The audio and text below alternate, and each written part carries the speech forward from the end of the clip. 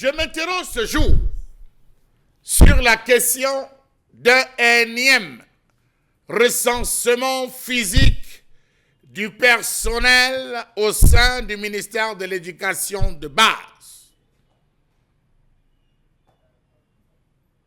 Comment comprendre ce énième recensement après l'opération COPE, comptage physique du personnel de l'État, lancé par le ministre de la fonction publique et de la réforme administrative? Quelles ont été les conclusions de l'opération COPE pour qu'on en soit à un bis repetita? Quelles ont été les conclusions dans le secteur de l'éducation? Question. Quelles ont été les conclusions dans le secteur de l'éducation au nord-ouest? Conclusion au sud-ouest, pour que le ministre de l'Éducation de base se lève pour parler d'un deuxième recensement. Est-ce que l'opération COPE a été effective dans toutes les régions de ce pays, particulièrement au NOZO? Question. Comment donc comprendre ce deuxième recensement? Il s'inscrit dans quelle logique? Qui payera la note salée, les enseignants ou l'État? Pourquoi terroriser les enseignants et élèves au lieu de résoudre cette sale guerre? D'ailleurs, que cherchez-vous à faire? Sauver l'école ou sauver la rentrée? Autre question. Pourquoi n'avoir pas lancé ce recensement en plein début de la rentrée scolaire ou avant la rentrée scolaire?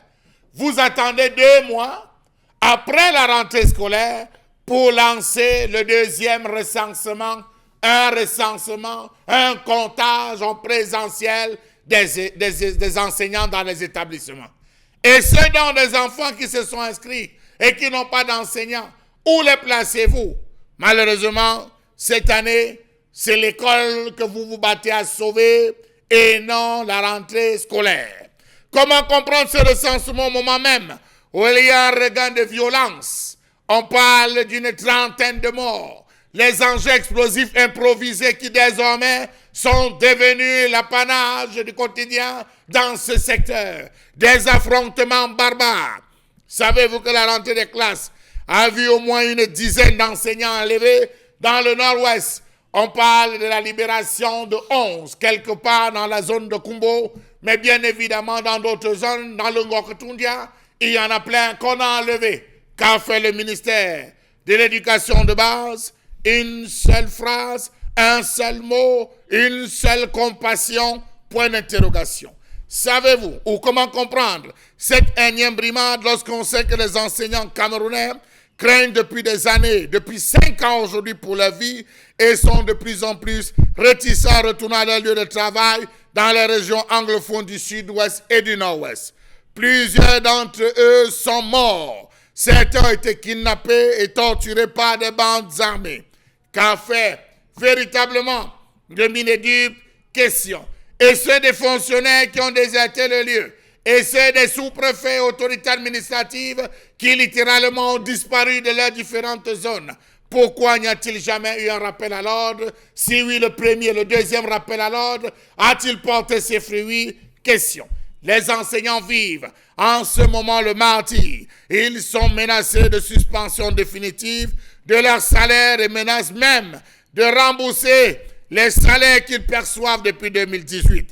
Rappelons-nous qu'un directeur d'école a été assassiné en Ngokotundia, dans la région du Nord-Ouest. Nous étions le mardi 21 septembre 2021, alors qu'il avait cru que la rentrée scolaire devait être faite. Est-ce que vous savez, monsieur le ministre, et là je parle d'une image phare, monsieur le ministre, savez-vous que ceux qui sont partis, ceux qui sont rentrés dans les écoles, suivant votre règle, suivant vos demandes, sont rentrés à l'école, ils se sont retrouvés à dormir sur les bancs, monsieur le ministre.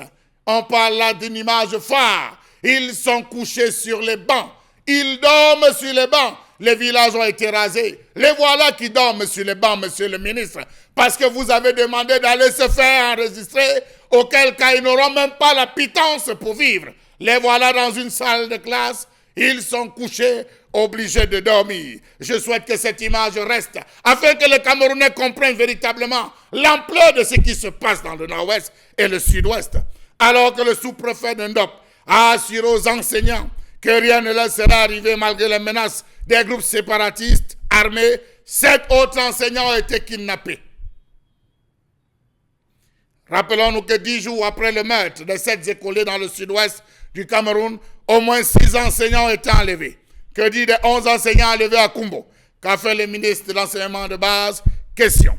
Monsieur le ministre, savez-vous que revenu à Kumbo pour la prise de service comme vous avez demandé, les enseignants ne peuvent passer la nuit ailleurs parce qu'il n'y a pas d'espace, parce qu'il n'y a pas d'autre lieu. Ce sont donc les bancs, des pauvres bancs de salles de classe qui les servent de dortoir pour la nuit. Merci au renouveau.